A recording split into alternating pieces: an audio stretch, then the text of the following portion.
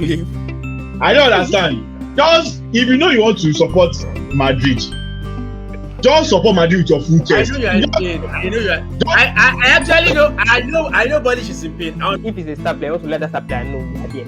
Okay, I can't beat you in technical quality. I'm going to be aggressive. That's one part. There's another thing to be targeted. Normal Caitlin Clark before. As you shove me, fight will start. She didn't even bother. Like, it goes to show that this baby is even maturing into this. The storylines, the fact that she's currently 2-8, the team is currently 2-8, the fact that she's struggling sometimes, she has the highest turnover, and then maybe towards the end of the season, she picks it up. The truth is one thing. There's one thing, whether we have opinions or not. The truth here is simple. The WNBA has been better for it with Caitlin Clark. Facts. Great.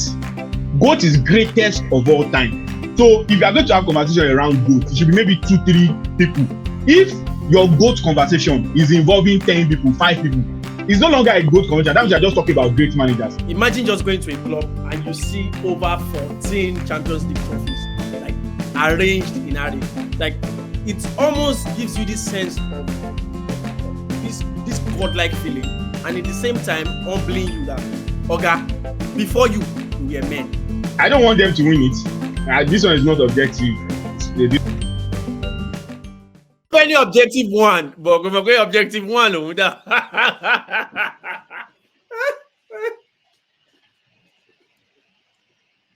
Project Mbappe and Kule. I don't understand.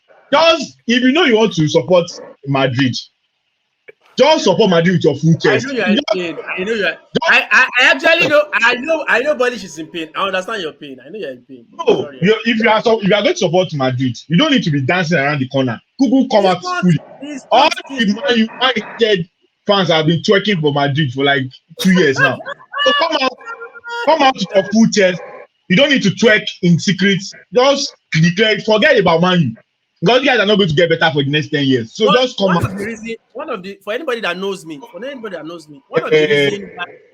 of the reason why United downfall has never gotten to me is because right from time when I started watching football, I had spread my interest across different leagues. So it's almost impossible for. Is the truth? I've been supporting Inter since when I've been supporting Inter Milan since when I don't have the time for both of you's beef today. I've been supporting Inter Milan since when my uncle has been. We have a long way to go, and we have limited time. No, we have a long way to go. We have limited time. Let's get to it. Bolish, you have the floor before we face topics of the day. What do you mean by before? It's not matter of facing topics of the day. It's not matter of we have the floor. The conversation, the thing there is why I brought up this Caitlin Clark conversation. I wanted us to have it here is that there is a couple of conversations at the same time, right? There are multiple discussions at different times. So, for example, even if you look at the Twitter conversation I had with you, the reason why I responded is that I saw a couple of retweets, and when I see retweets, or if I see retweets from someone that I have conversations with, I usually click on the tweet and I read through the comment and see the pulse of people commenting and the mindset with which those posts were made. And when we started having our back and forth on Twitter, we were not able to capture the conversation because I'm replying here, I go away, I come back, oh, I'm replying to this one, and we are not picking the conversation appropriately. So that's why I said, okay, let's see if we can have, even if it's 5-10 minutes of the conversation. So there are a couple of things I want to point out. Number one, when I mentioned that they shoved curry, maybe someone did not come out of nowhere to eat curry the way they eat Caitlin Clark at that particular point. But one of the things they did in the earlier stages of Curry's career before he went to bulk up was that if you want to get him, you want to wear him down, you have to be physical with him. You have to make sure he does not have any momentum. You have to follow him around. Imam Shumpert said he was like, I didn't even want to see him attempt a shot. I'm fouling him hard. I don't care because I know if he gets in a rhythm, it's a problem for my team. So my own job, even if I collect 5 fouls in 2 quarters, if I am able to wear him down, I've done my own job. The John Sally came on. I've listened to John Sally at different times. John Sally, if you don't know John Sally was a Detroit Pistons player. He played for Bulls. I think he played for Lakers also. And John Sally said their job was that don't even allow him take off when he's talking about Michael Jordan. Don't allow him take off. Meaning, before he leaves the floor, foul him hard. Make sure he feels it. Make sure he thinks about it before he comes into the lane the next time. They are not talking about basketball play. No, they are saying we want to make sure that before he comes into the lane, he thinks about it that this is what these guys are capable of doing. That's so I brought those two things to say that those guys are generational talents that people we can say what they were doing was bullying him. At least we agree on that. But that one did not now mean that the whole league was it did not mean that the whole league was looking for, how do I put it? The way this is being phrased, like everybody's hating on the person, they're looking for his downfall, they're looking for. Yeah, but like one thing to just like tackle someone, another thing to celebrate is your opponent, like, and then look at this and basically like rant at the person's face. It feels very targeted, honestly. Like aside Okay, go on. it feels very. Oh yes, now you have you want run the BNB, we could show you because anytime opponents tackle. Okay, I agree that. One at a time, please. Like, let's finish. Anytime opponents tackles Caitlin Clark, a teammate in particular will just come and be like, there will be like a fist bump or something. Like, yes, this is very, very like it's very, very hyped up. You can tell that it's beyond the game plan. It is something deliberately targeted. Because I understand the point about you want to let if it's a star player, you want to let that star player know you are there. Okay, I can't beat you in technical quality. I won't be aggressive. That's one part.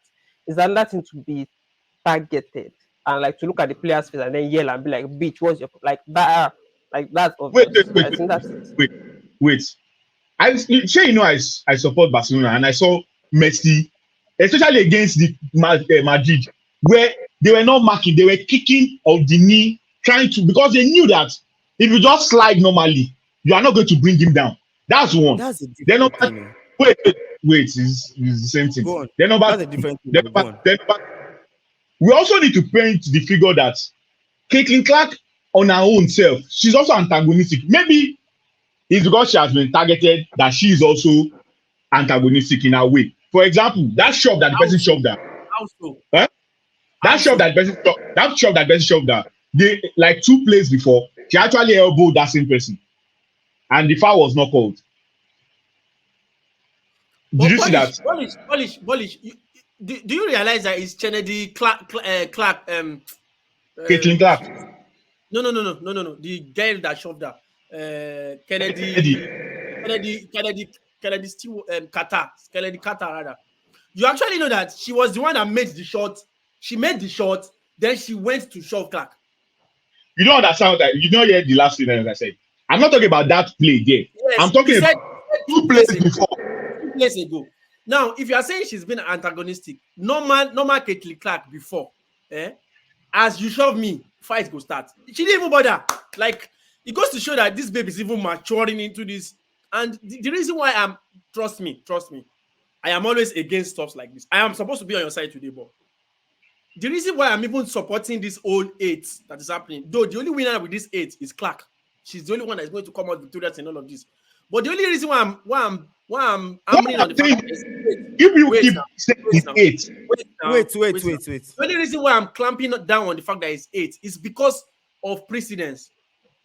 Look at someone like Lexi Brown, somebody that averages like 2 points per season, saying that she can put up, if she was given the reign of her own collect team, she would have put up the same number that Clark put up. Like, there's nothing special about Clark. Leave that one aside.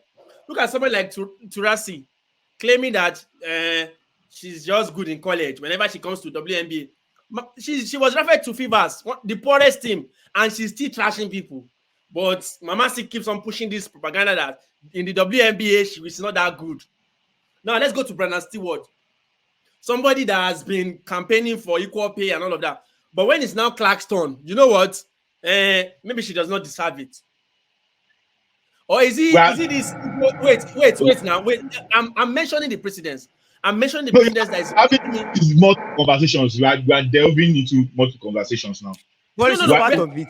When we We said the are, Caitlyn we are, we Clark are hate, it's concentrating part on the of it. My eight. argument with you on It's Twitter eight was part now. of it. Like eight, Okay. We're the talking about broad hate generally, not eight is just the on the eight floor. on this particular player. Sure, you get. Mm-hmm. If somebody like Chinaye Ogunwike, one Igbo immigrant like that, Nneka Ogumike, yes. See what? and she keeps saying, Okay, so are you hating on Chineke Ogumeke? "I'm not hating on her now. I'm just saying, like, One people immigrant like that. That's it. uh, That already that already polluted your country. Chineke is an MVP of the league. So when you just say that Chineke Ogumeke, she's an MVP of the league. She has won finance MVP before.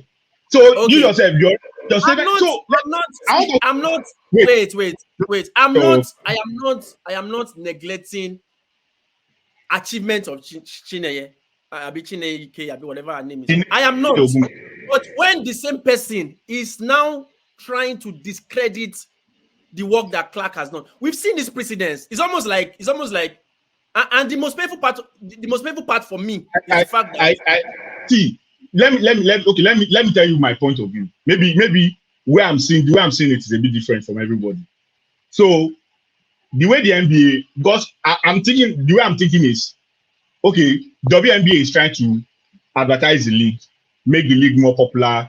They're trying to get more revenue, because if they get more revenue, players will get paid more. It will improve the overall standard of the league, charter flights, things like that.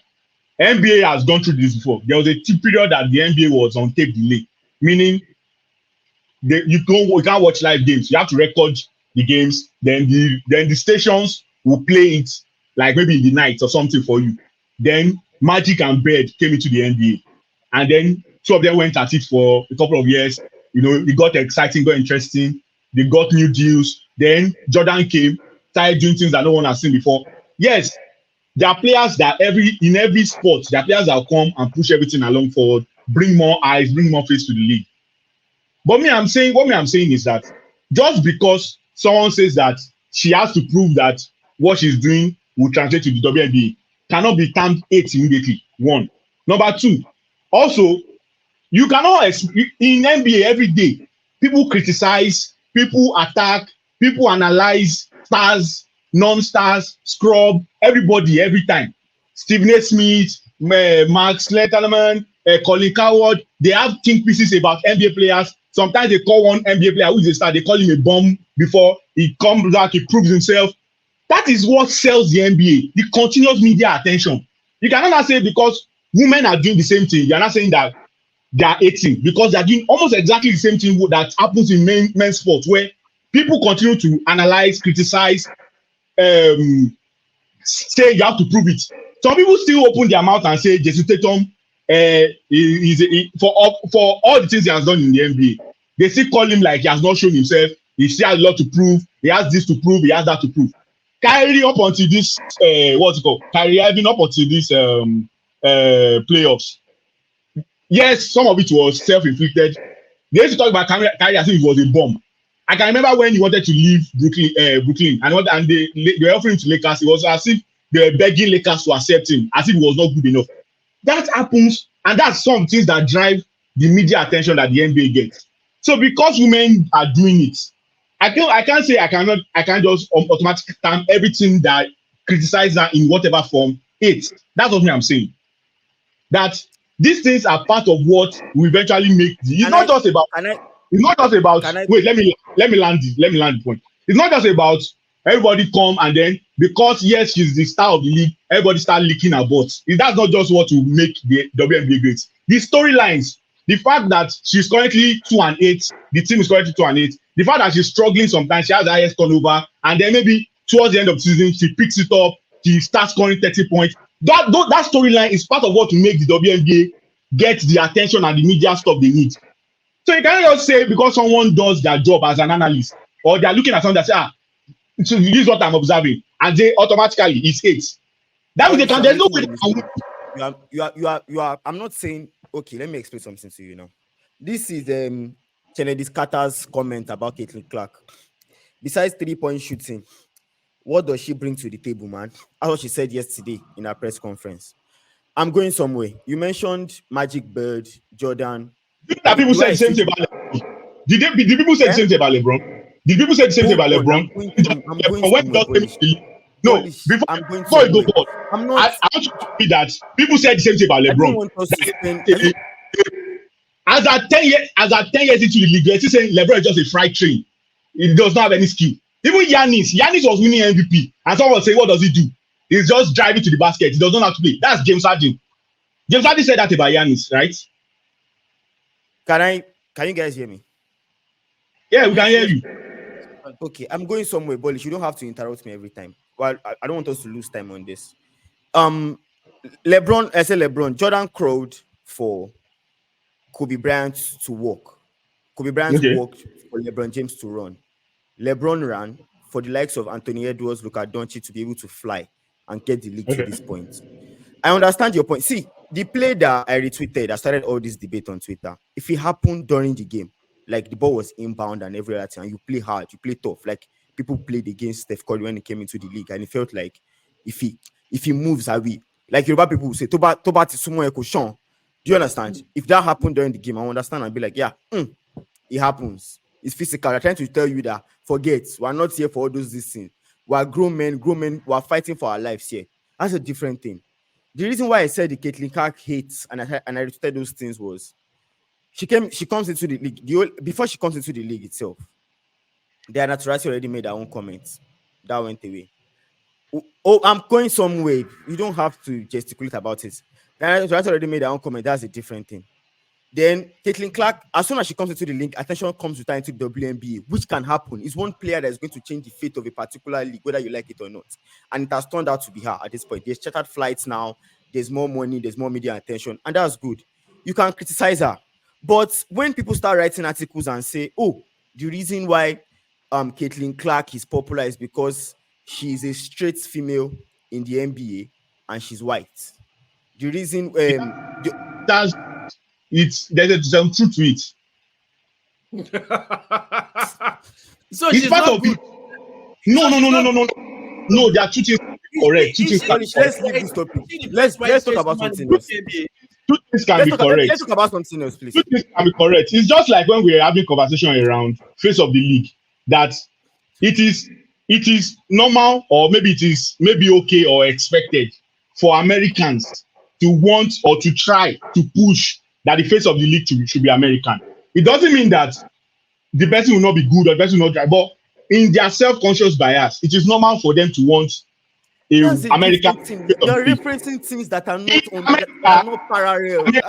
75 a white country. There's a reason why there are some country artists. Wait. There's a reason why there are some country artists that. You can't suddenly tell me to wait, because when I was explaining, you suddenly interrupted me and you said, "Oh, that's why."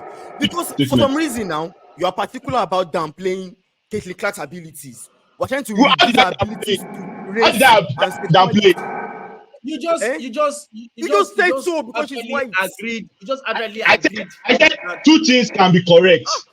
She can be very good and she can be a generation talent, and it can also be true that because America is something percent white. She's not that Brianna Stewart is white. Diana Taurasi is white.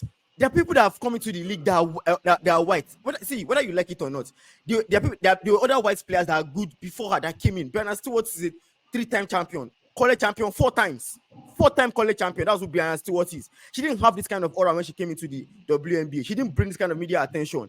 So there's nothing wrong in saying, oh, yes, there's white privilege for people that are white all over the world. It happens. But that's not why Caitlin Clark came with this attention, because she's good enough. She showed that, okay, you know what, I'm a special talent, I'm a generational talent, and I can do things. And the attention came with her. I'm not saying don't play hard, don't compete, don't do whatever it is that you want to do. But when there's, like, you have Jamel Hill, okay, who obviously left ESPN at some point in their career. You have people that you're not focusing on, oh, they are struggling, she's struggling. I understand your point about Kyrie and people talking about LeBron and stuff like that. Even LeBron himself said it in his podcast that I faced some level of criticism. Even my teammate was in the media telling me that I wasn't good enough and stuff like that. But I didn't, hold on. My team was in the media telling me, but I didn't face what Caitlin is facing.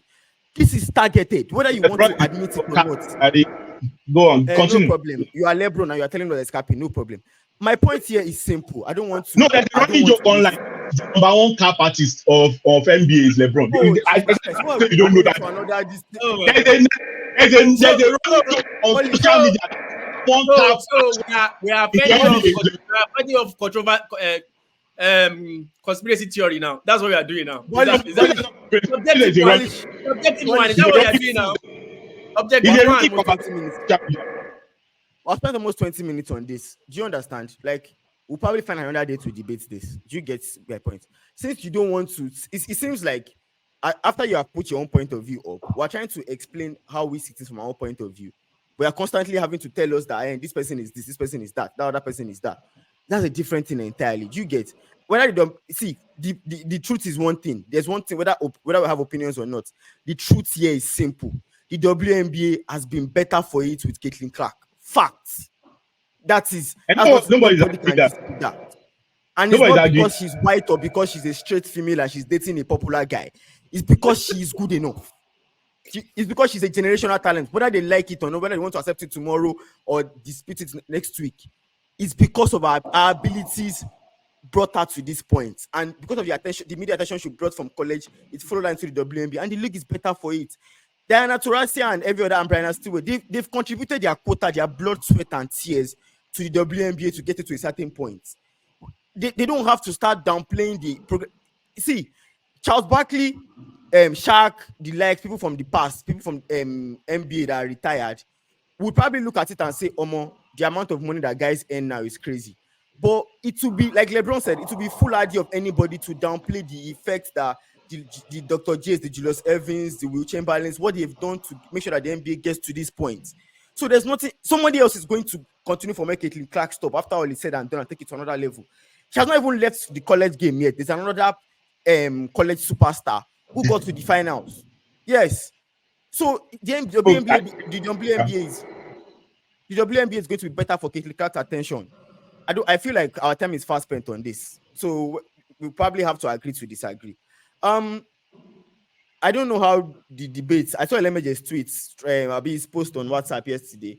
When, despite the fact that Real Madrid were chopping Kane, it seemed like not chopping Kane literally, but they were suffering in that first half. Lemeje was confident that okay, one way or the other they will find a way to win. But Kunle, it now begs the attention of Ancelotti has won 5 Champions Leagues, 2 with Milan, 3 with Real Madrid. There are people that will tell you that 5 Champions League means he's the GOAT. I don't agree with it. But the question now is it a case of, okay, Ancelotti is special, or there's this aura around Madrid in the Champions League that, okay, might not be any form of manager, but another great manager will be able to achieve something similar? In truth, I feel like it leans more towards Ancelotti. I'm not even saying like being special, but like the way Ancelotti manages players and manages teams. Because a lot of what Ancelotti does as a manager is a lot of it is hugely on adapting to his team's strengths and adapting his game plan to his team's strengths and man management. And we've seen it over the years that those kind of things are usually good for one-off games, like basically knockout tournament, 2-legged ties. I think that's why to an extent there's a reason why he has only won 6 league titles, and he has managed for over 22 seasons.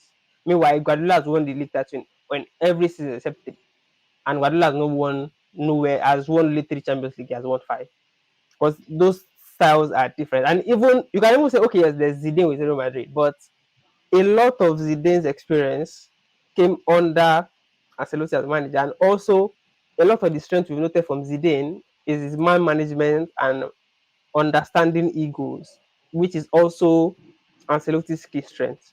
I mean, obviously, there's also the tactical part to it, because there's no way you're going to manage for over almost 25 years as a manager and not having tactical plan and still be successful, especially in Champions League or stuff like that. I think is largely his personality and his man management, because there are not many managers that can tell players like Vinicius, players like Bellingham, players like Toni Kroos, and be like, oh yes, you are playing Man City today, we are not going to attack that much. You guys are going to actually do grunt work, run back, defend, stay behind the ball. If other managers come to it, if like Madrid if it was under Lopetegui in like 2019 or so, they just tend to go and sit down somewhere like, what are you telling us? He has that personality built in. And I think there's a way he communicates to players that works. And obviously, I would. It's definitely not going to follow that good conversion. It's like there's too many baggage for Ancelotti for him to. But I think it's an. I don't want to say underrated, but it's an overlooked manager. I think that's where, despite the success, is quite overlooked in terms of European football and pedigree and all. I want to play devil's advocate for a second, but where are my manners? Sorry to our listeners and video viewers out there. Still don't know about nothing podcast. Bollish and Caitlin Clark have taken us a different direction, but you guys are still tuned in. Please don't forget to like, share, subscribe, retweet, whatever it is that you like to do. Bollish, I want to play devil's advocate. Ancelotti is special. Ancelotti is special. Everybody has been saying since yesterday. But should we consider his tenure at Everton? Should we consider the fact that at Juventus he had a 12-point lead in the league and he threw it away? Because some pundits yesterday started saying, 5 Champions League, no other person has won it. He's definitely the GOAT. And I'm like, if he has coached for 22 seasons, he has one Premier League title, I think 2 La Liga titles or so, if I'm not mistaken. I think 2 Serie A, 1 French League title, 1 Bundesliga, and 1 Serie A. And I'm thinking, okay, is that enough to put you in the GOAT debate? So first things, I must commend the sanity of my own timeline because I did not see those pundits having those conversations. You know, sometimes you need to sanitize and purify what you follow and the kind of information you consume because it can affect your output. You know, info. So you have to purify your timeline to avoid what you are seeing. So me, I didn't see those ridiculous takes. The second thing is that I think you can't hold Everton against him because it was just a dysfunctional system altogether. They had a lot of the management at the top. That was when they were under the American, the Farid Washiri. What's the name of that guy? The American owners. Fahad. So there are a lot of things that when you have a situation where ownership, you don't even know what is going on. They are having one conversation, they are going in one direction today, they are going in another direction tomorrow. It can affect what you are doing. And then yes, they spent 200 million, but they bought Andre Gomez. Like even if there's money you will spend that by the time you will evaluate how much. So it's just like Barcelona coming to say we spent 1 billion from 2015 to 2020. They now ask us, okay, who do you buy? You have to buy Coutinho from Liverpool. Coutinho that it's supposed to be like 25 million. So by the time you evaluate the kind of signings they made, so we can't hold Everton against him.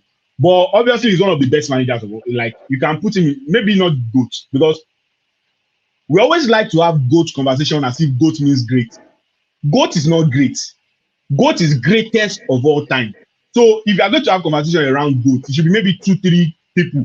If your GOAT conversation is involving 10 people, 5 people, it's no longer a GOAT conversation. That means you're just talking about great managers. And obviously, he's one of the greatest managers to ever coach the game of football. But there are a lot of, will I say milestones, or there are a lot of leakages in some of the big clubs he went to that you can't really put him as, the GOAT manager. I don't think you can put him like that. I think the GOAT manager is between two people, or maybe 3. To be honest, if you want to have that conversation, there are 2 or 3 people that we can. Two definitely that I know that okay, I can entertain the conversation is Pep and Fergie. Those are the 2 I know that okay, let's have the conversation. Who is the greatest manager of all time? Though that is between those 2. Then Mourinho, can sneak in. Mourinho can, he can peep in. What's going on? I think we need to be allowing Bollish to be using this caption. This objective one. Like, people like say it makes sense sink into him small. I'm surprised they added Mourinho. I'm surprised they added Mourinho. I'm always objective. She gets. That's why my name says. So it's not a matter of today or so. When I want to be biased, I'm always biased to my full chest, and I'll tell you. For example, I have to go and put money on Dortmund, even though I know that they will lose. But I put money that I want to be. No, I'm serious. I was telling my guy. I said, guy, I did put money on Dortmund. He said, they will lose. And I said, yes, I know they will lose, but in case they win, I want to be double happy. The guy was like, you won't waste money. I said, na sacrifice. So I know that only 90 times out of 10, or 97 times out of 100, Madrid will win. But I still put on Dortmund. And last week, when you asked me, I said I want Dortmund. So I know when when we are As not in, spoken like a true bench. Barcelona fan, never to be caught supporting Real Madrid at any occasion. I, I lie. Speaking of Real Madrid, right? Like, Yeah. is he? I know. Kule spoke about Ancelotti's greatness and how he manages his man management is quite special and different, unique to a lot of people. But for fans out there, for people out there that keep telling themselves, like, especially for someone like you that believe that no matter what, like heritage, aura, like heritage, like you put it yesterday, that Madrid are definitely going to win this game. What is it with that? What is it with Real Madrid that makes you say, okay, it's the Champions League, they'll find a way? I think one of the indoctrinating acts rights in Real Madrid when you are signed is to take you into the trophy chambers for you to see what you are up against. Imagine just going to a club and you see over 14 Champions League trophies like arranged in array.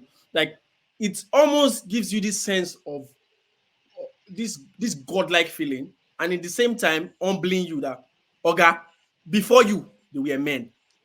Like imagine us saying that there was something as Eloti said. He said this is the best team he's had. And he's saying that a lot of us laughed. Why? Because we've seen this same Madrid with the likes of Zidane. We've seen this same Madrid with Raul scoring goals with his heels. We've seen Ronaldo, like I remember that season that Ronaldo scored with his butt, he scored with the back of his head, he scored with the back of his leg, like he scored with almost every part of his body. Now, for a manager to now come and say this is his best team, you know that, oh, Oga, the standard is here. So it's almost like you are stuck deep into a culture of winners. You're stuck into a culture that the only thing they understand, the only language they know is winning things. With no disrespect to Barca. Barca is supposed to be a greater club than Madrid because they have this cultural ingrained, like the Barca city, the Barcelona city, the Catalan culture, and all of that. Everything is ingrained into their music, their fashion, their sports, their football. Like ideally, you would expect, like,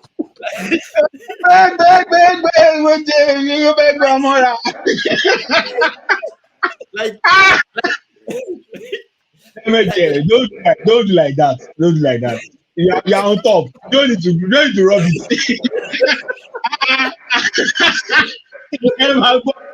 He wrote Project Mbappe on his status. He's telling me Barca is supposed to be on top of where? How?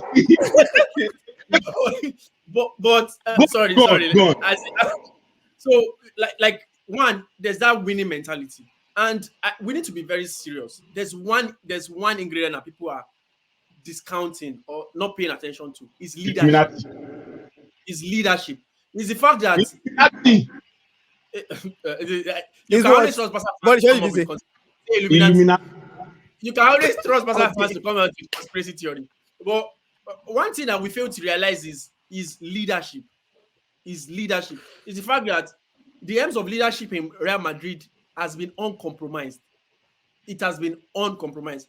One of the things that led to the downfall of Barca was the compromised leadership that they had. Like you can see it all over the place. Look at Chelsea. Look at like the moment you can get your house in order, it is easier to translate it on the field. It's easier to, like Yoruba used to say, "Eshinwaju ni teyin sare." Like you can, everything cannot be going wrong in the board, and you now expect that suddenly the players will not be performing magic. Oga, it usually does not work. You know what, Xavi, you are sacked. Oh, Xavi says I'm waiting. Oh, 3 weeks after Xavi says I'm leaving. Like a lot of players don't even know their fate. Example, Joao Cancelo. Many people don't even know where they stand. And you now expect that in 3 months' time, you now expect that same group of people to now perform miracle. It usually doesn't happen like that. One of the issues that has made Madrid as solid as it is its stability. I think only Chelsea has sacked. I think only Chelsea has sacked more manager than Madrid. But you never hear that kind of narrative in the media. You never hear it. Like they sack managers, they change managers. I think only Chelsea. I might be wrong. They might have changed managers more than Chelsea. But that is not always the narrative. It's almost like they dictate what Marca will say. Like Marca must always keep the positive energy in Madrid. Like that is how to build an occultic and Illuminati club, because that is what we stand the test of time. Like I was just pandering to his conspiracy theory a bit. Like that's the reason why you would have a club that would win at least 5 championships in every decade. That is the only way you can go about it. Okay. Let's put it this way, Kunle, because at some point now we are talking about Real Madrid Champions League, and sometimes when you look at it, it just feels like Manchester City were a penalty shootout away from winning back-to-back Champions League. Because do we put it in a bracket and say, oh, the best team in Europe has won the Champions League? Or do we look at it and say, okay, sometimes the element of luck falls into play? Do we suddenly make Real Madrid the best team in Europe? Like, if we're looking at it from a whole point of view, like from a holistic point of view, are we going to say, that's the best team in Europe? Mind you, Madrid only lost 2 games this season in all competitions, I'm not mistaken. So yeah, they lost to Atletico Madrid twice. Yeah, so but when you have the way Man City have dominated both like teams all around Champions League, like would you be able to say, the fact that they won the Champions League is a no? City are still the best team in Europe. I'll still say City are still the best team in Europe, because based on there's the fact that the way Madrid themselves played Man City when they met, they were like, look, let's just get this win by hook or by crook and get out. And second of all, there is this thing surrounding Real Madrid whereby in the past 10 years they've won 6 Champions League titles. And there's never been one of those seasons where you're like, when you are like, yes, I'm absolutely certain that Real Madrid are the best team in Champions in Europe that season. There's never been any point. It's different from other teams. Like when Man City won the last season, it was obvious Man City were the best team. When Barca won it in 2009, 2011, we were even going beyond best team. We're talking about of all time. Like that's when Bayern won in 2013, we were like, we were the best team.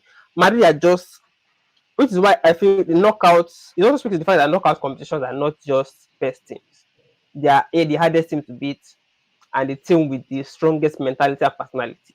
And that's what Madrid have. It's not even like competitive quality. Like against Leipzig, not even Man City or Bayern Munich, against Leipzig in the round of the same, Madrid did not offer anything, but they scored 2 wonder goals and they were done. Like it is what they have, is what they do. In 2018, when they won it, they were second best in every tie. When, in fact, 2 seasons ago, when they won under Ancelotti, they were second best in every tie. They should have lost to PSG, they should have lost to Chelsea, they should have definitely lost to Man City, and they still keep winning. So I don't even think it's about, they don't have to be better than the rest of Europe. They just have to be better than you on that day, and that's what they are very good at. Away from Real Madrid, and Madrid have won the Champions League now. They've won the league. They've played well. Vinicius is obviously the favorite for Ballon d'Or at this point, bullish. But something that surprised, something that these people have not learned. Something that people have not learned is that all that needs to happen is for Argentina to win Copa America. Messi doesn't even need to score a hat-trick. He just needs to win Copa America. And those people that vote will go and vote for him again. And I'm a Barriga once again. I want to call once more. They have spoken. Because that was semi-final Copa America. That's all we need. Semi-final is all we need. So we cook again. But I don't think that will be the case, because yes, this year is going to be a poor man's Ballon d'Or. The candidates, there are a lot of mediocre. We don't have a favorite now. I think maybe Vinicius is the favorite as of now, Sha. But the numbers don't attribute to it. But his gameplay is actually what it is. If I'm going to be honest, his gameplay, the way he has played all season, is actually what, being in the running or as the leader of the Ballon d'Or. But he has to perform well at at the Copa America, and he has to look that, because there's 2 things that will happen. I saw Fabrizio already said Mbappe has signed, all documents signed for Madrid, so he's now a Madrid player. If Mbappe should have a stellar Euro 2024, and he's coming with like 7 or 8 goals or something like that, and they win. Well, Perez will press the PR button. You just start hearing Mbappe top 3 Ballon d'Or. Before you know it, on the night of the award, they'll just ashara lower. So But to be fair, from all the players that are currently on, I think Vinicius is actually he should be the frontline person to be leading the award. I don't think Messi would. Yes, Messi is still balling, but he's in MLS, and I don't think Messi would. I don't think Messi will be in top three. Even if he's going to be in top 10, I don't think he'll be in top three. Even if Argentina does well, I think they've given him, even though they stole some from him, but at least he has enough They now. did what? They stole some from him. Your ear is paining you out. They stole some from him. Did you hear me very well? Or should I repeat it? You people are unbelievable. They stole some from who? Should I repeat it or did you hear me very well? They stole some from him. Which song did they steal from him? It's in Dwayne. They stole some from him. And So even though that I mean, Messi stole some from people. Which one?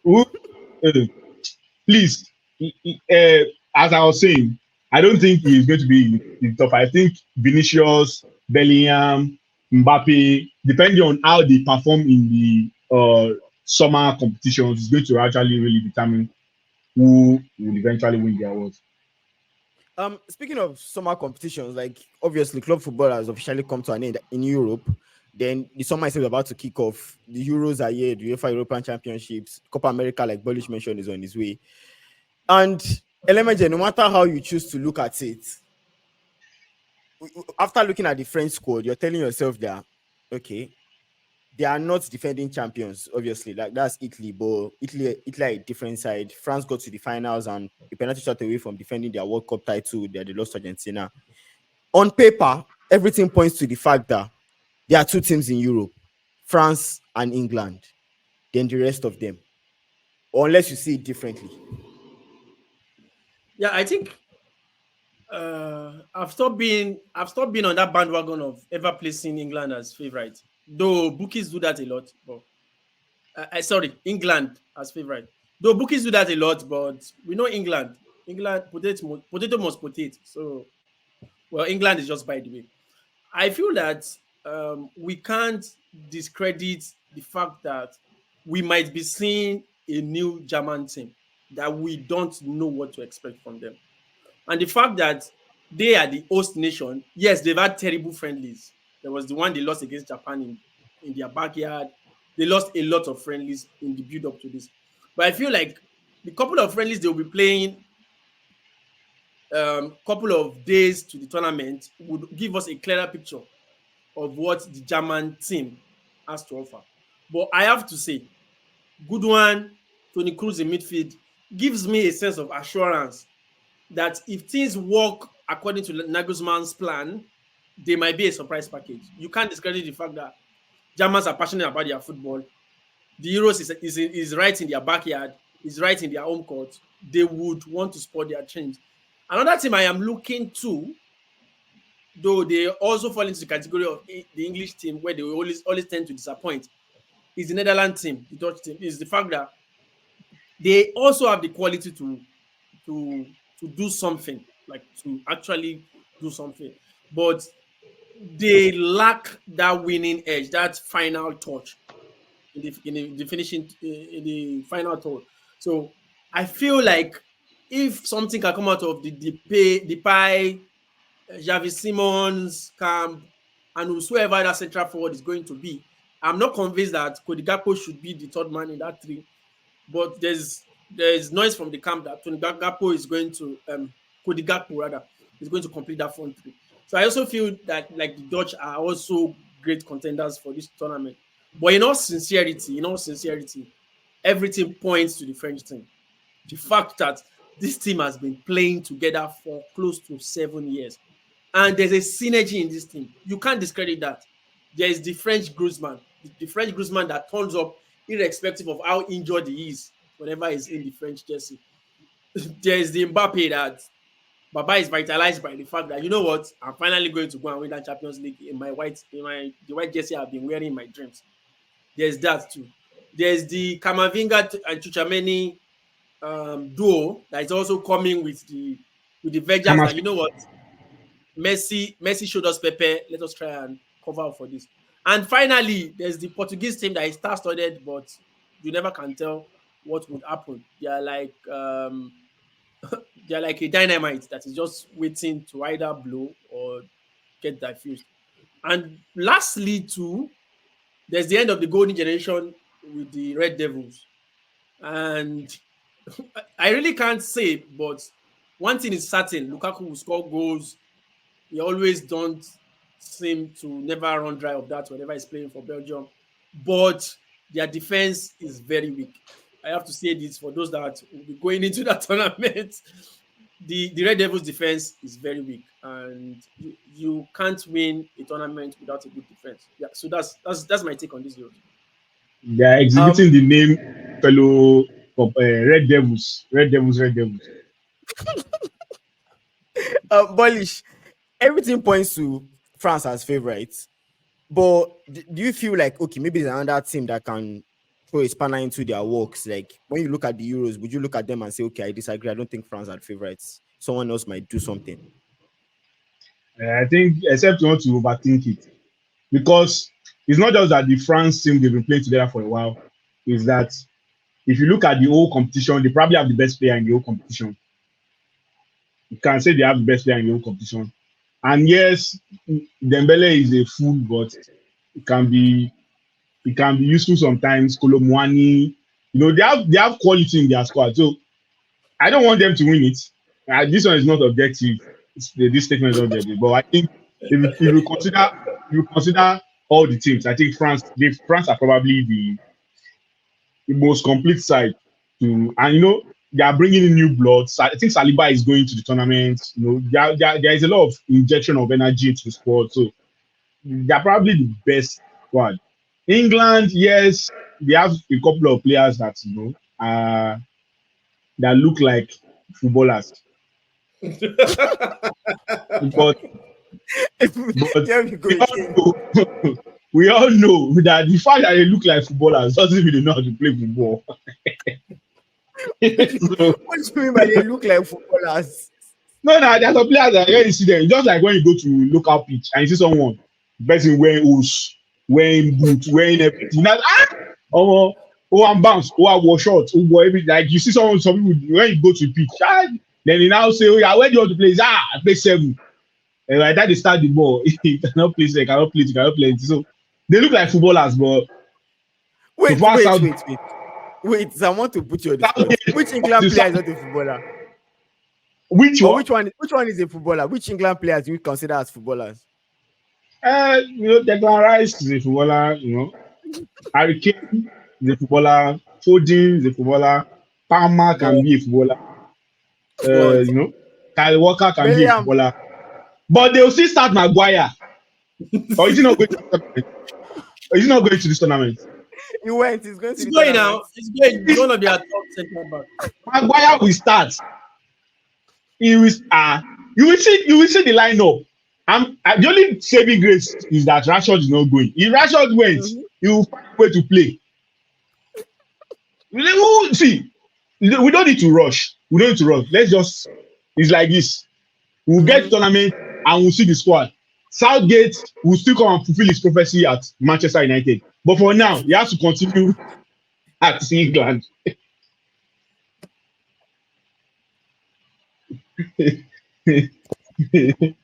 So, wait, Kule, see, I want to be Team England for a minute here, Kule, because I saw their last friendly in March against Belgium.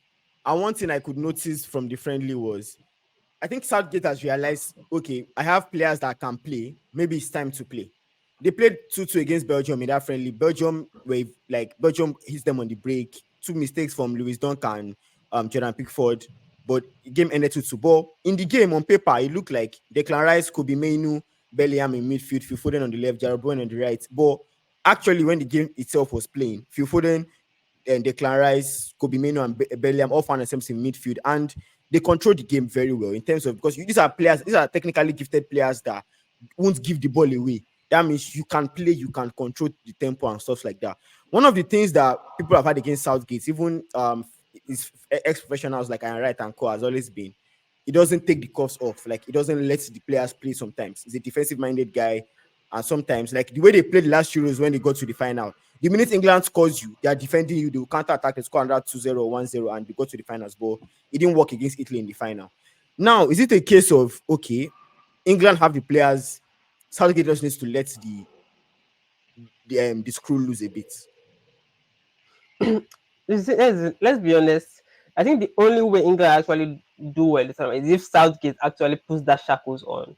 Because if we've seen anything with Southgate in the past 3 tournaments or whatever they've been in, is that anytime he comes up against a manager that can do tactics, he's not going to win. Like every time, like you can tell that he's a motivator, he's good, everybody's nice, they like him in the dressing room.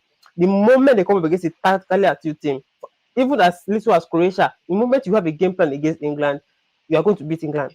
That is what it is. I don't even think it's about letting the players lose, letting their work. That's fine. That is fine. And also, there are some rumors that Southgate is doing this thing now because he kind of think this might be the last tournament in England. So like it's like whatever happens, happens in terms of the playing and playing personnel and the style of and structure of the team. But I don't even think it's still is an issue of in the shackles or whatever. And even you mentioned the game against Belgium. I repeat, this is probably the most stale Belgium team in the past 10 years. Like they're not good again. Their defense is too old. Their midfield is getting old. The obscure players are not coming in soon enough. Because since players like De Bruyne are on their way out, Hazard is out already. So who did they have now? Luke Bakio, then Donker, Onana. No, not really. If you come up against better technical teams, you are going to dominate the match against England because the coach does not know how to coach a team that dominates football. His plan is either okay, we get something on the break, we press hard, we sit back, we are very compact, and we win 2-1.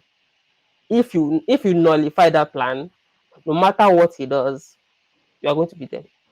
Which is why, as good as England look on paper and as optimistic as people want to get, they're not. I don't think they're not the third best team in the Euros at this point.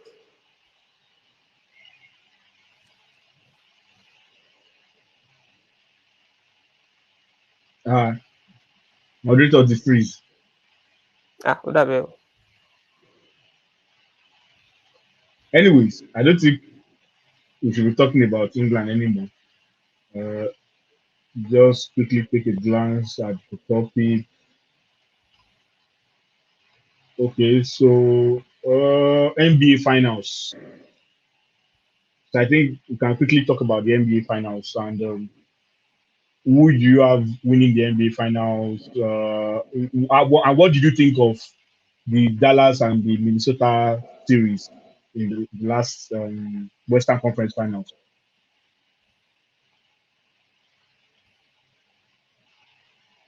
Well, I didn't see much of the Dallas Minnesota series because honestly, from my point of view, the moment OKC were knocked out after game 6 like this, so if to come back, look, we have done what we can, and that is it. But and the only thing is that I know for the past 2 or 3 weeks, I've been here going, oh yes, this is the year of the Nuggets. This is the year of the Nuggets. The Nuggets are out, and with now with the final is the very very interesting prospect. I still think is Dallas because I just think they have a better quality squad. But as we've seen in this year, we don't know anymore. Because like we've called so many things and we're like, oh yes, it was going to be Nuggets. Sure, they were not. They did nothing. I was certain that OKC would take Kine to game 7. They did not. At least game 7 didn't happen.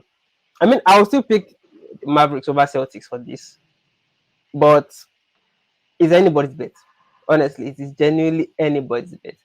I feel like this is probably the most interesting playoff championship, NBA championship final in the past 5 years of what I've seen, or like it's going to be the most important, interesting one from the past 5 years anyway. I know Polish has an issue with the both teams. If both teams could lose, we'll probably be happy. But that's definitely not going to happen. Somebody has to win, Polish. And at this point, it's a toss-up for you that okay, who's the better of both teams? It's a toss-up for me. At this point, I rather Celtic win than Mavs win. Yes, initially I wanted Minnesota to knock out, the Mavs so that Minnesota can try to win the championship. But now that Mavs have done Agidi and entered the final, I don't want Mavs to win. Wait, I beg. what do you have against the Mavs? Is it a Kyrie thing or a Luka Doncic thing? Everything. There's everything. They are in the Western Conference. Luka is a Madrid supporter. Everything, but nothing about them. I don't like anything about them. I'm sorry. So as I am like this, I'm just at this point where Celtics. So at this point, I'm forced to root for the Celtics. If Jason Tatum does not do the needful, he's going to. If you cannot seal the deal this year, then he's cancelled for life. Cancelled for life. Do you think the Celtics can win without Kristaps Porzingis? Yeah, I think so, and I'll tell you why. So there are a couple of things that work in a bit in the Celtics' favor. So one of the things is they have two elite perimeter defenders that they will not stop Luka and Kyrie, but they are competent enough to fight over the screen, make it interesting. They have two guys that can comfortably go for 32 in every game. Because what happened in that last series was that Luka and Kyrie were putting up 30, Ant and Kat were laying eggs. But the Celtics have a team where Jason Tatum, Jaylen Brown can actually comfortably go for 30 in every game in the series. Even Derrick White sometimes. And Derrick White can shoot the lights out. So the Minnesota Timberwolves were never as good of a 3-point shooting team as someone like the Celtics. The reason why the Celtics were just beating everybody is because of that their 3 points. Drew Holiday, Derrick White, Jason Tatum, everybody's like 37, 38 and above. I told a friend that it was mentioning the fact that Daniel Gafford, Derek Lively, they are physical, they are big and all those things. And I'm like, the mistake you are making is the Celtics can play 5 out. They play 5 out almost every other night in the regular season. Like, they just go and they start shooting. They start shooting, and the coach says, you know what, keep going, guys. We're here for you people to do it. So they can honestly go 5 out, spread. Even if Porzingis comes back, you gonna stand at the perimeter. Then we drag Daniel Gafford there too. That come and meet me there if not. So that's one thing the Celtics have for them that is really working. They can shoot lights out, and the Mavs. The matchup problem that the Mavs had, that's why Minnesota got lucky. I told someone that I have a feeling that Denver would have beaten Dallas if Denver played Dallas because of ability to score points. Yeah, and again, apart from Minnesota, yes, they were built to beat Denver, but there were so many flaws in that team. In the sense that you are playing against the Mavs. Cat, the person defending you is 6'6". Or 6'7". You are a 7-footer. Standing outside. Rudy Gobert is a 7-footer. You cannot dump the ball to Rudy Gobert. Oh yeah, score. He cannot. If it's not a dunk, if it's not a what's it called? Alley-oop.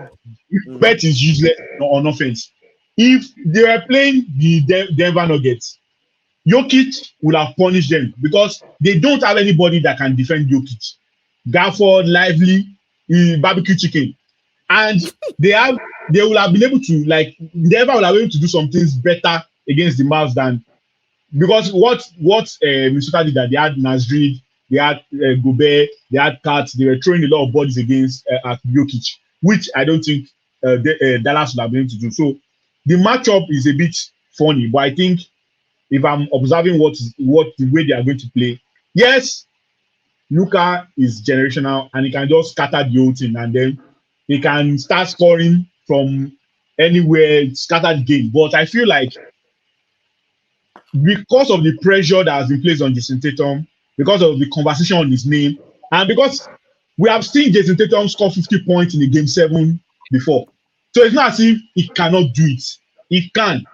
I feel like, and the fact that they've got to the final before, they were leading 2-1, about to go up 3-1, then, Steph the chef, he did the thing. So because they've got to that experience, I think they're better suited to respond when some things happen in the series against the Mavericks. So I know it's going to be a very interesting, long series. I think it goes 6 or 7 games, but I think Celtics can get it done. I think our time is fast spent. Elemeji has come back in to say his goodbyes. He was experiencing technical difficulties, but we'll dive more into the Euros next week. The Euros starts on June 14th, so we still have next weekend to go group by group and talk about the teams there, as well as the Copa America as well. I know Polish would like to see Messi win 2 Copa Americas just to give him extra happiness and stuff like that. I don't know if Elemeji is rooting for Ronaldo and Portugal or not, or maybe he's Maguire wants to win the tournament. I really don't know. Or, no, project Mbappe, whichever one. But you know where my allegiance lies is with the French national team. Project Mbappe, Okay. Perez, Legosi, Perez, yo. There's a reason why they are calling you what they are calling you. That you are talking for Madrid. Say is what you are saying now. No, actually, like I said, think now. That's what. I've never been shy of where my allegiance lies now. Like in Italy is Inter Milan, in Madrid is, in Spain is Madrid. Everybody knows that, except if you are new to this. Everybody knows that. Yes, now. Is there a way when we're having conversations? I know we're about to round up the pod, but is there a way sometimes to play clips, you know, just under sometimes to propagate? Is it No, under? just place it below, exactly live. I'm not talking about later when you're editing. I'll say Yes, maybe now, as I'm. I think we need to talk about it and how to, okay, I can present. If I present, will it show what's it called? Will it show what I'm doing? I think that's something we need to work on, because there are some things that I say that it looks like it's not factual, and I have evidence, so that I'm not consuming the evidence alone. I would like everyone to consume the evidence. Wale, for a Please. moment, can you just show my screen? They were like cursing me out when I would play it throughout the weight room, play it throughout the locker room. I was like, I'm telling you, these guys are next. You know, right now, they're like, turn this off. Anyway, we don't have time for this. We have to log just off. fast forward. I mean, just and we'll be back next week to see who's captain and who's not captain or not. Polish, don't interrupt me. I've run out of time. We have a video. We have a video coming up on the page. We have an interview with the Nigerian Professional Football League superstar and top scorer coming up on the page this week. So please pay attention. We have more and more content during this off season as well. The fact that the season has ended doesn't mean that One About Nothing goes on a break. The show must continue for us, and we must bring you guys content.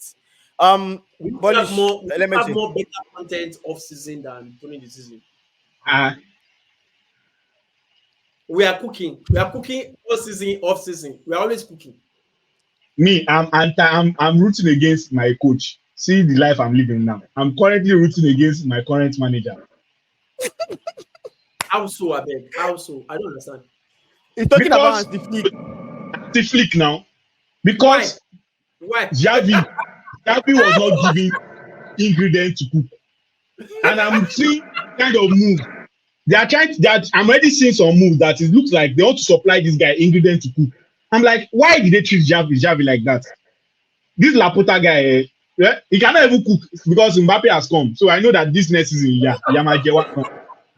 So I'm mentally prepared to suffer this coming season, because I want to, so that by the next election, Laporta will not have excuse. They will pursue him. He should be going. He has tried.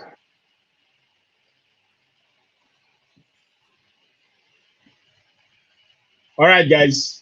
Mbappe.